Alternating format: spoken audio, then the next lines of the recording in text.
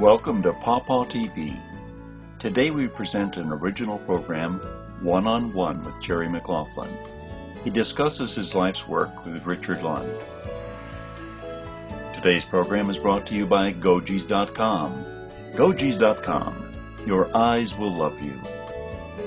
This material is for educational purposes only. If you are sick, see a doctor. Maybe you can find one that speaks herbal medicine. And now, One-on-One with Jerry McLaughlin. Personally, you had some experience with cancer. What was that about? Well, I guess about 1988, my father had colon cancer and was operated on successfully. And at this point, he's 89 years old and still doing well. Mm-hmm. And my mother had breast cancer in about 1990. And about 1989, my sister was diagnosed with breast cancer. And previous to that, she'd had brain cancer, which was very serious. And both my mother and father have had good success. Mm-hmm. And so their cancer, I think they're cancer-free at this point, but my sister didn't make it. Mm-hmm. It took 5 years and 10 months to kill her. Mm-hmm. And since I was lecturing continually at Purdue on cancer, I tried to encourage her to take the latest of the anti-cancer medicines that Big Pharma has to offer. And she very diligently followed through and lost her hair twice, and went through the thrombocytopenia and all the infections that you get, and the anemia, the tiredness, and all this stuff, and ended up with Taxol, which was extremely toxic.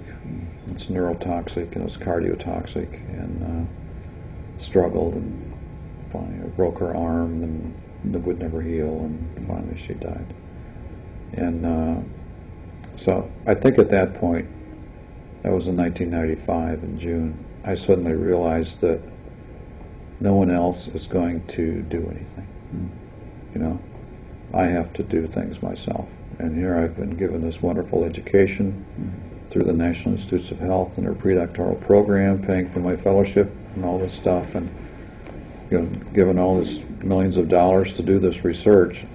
It fell on my shoulders to make sure that something happened with it. And I used to tell my students then that if you're blessed with finding a new compound from nature, it's almost like you've adopted a kid, okay?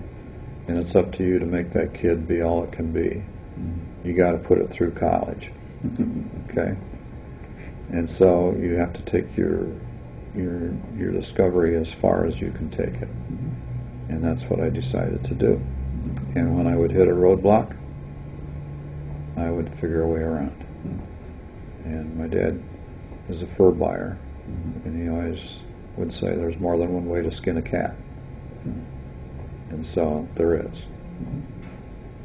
And little things like learning as a little kid about the little engine that could, I think I can.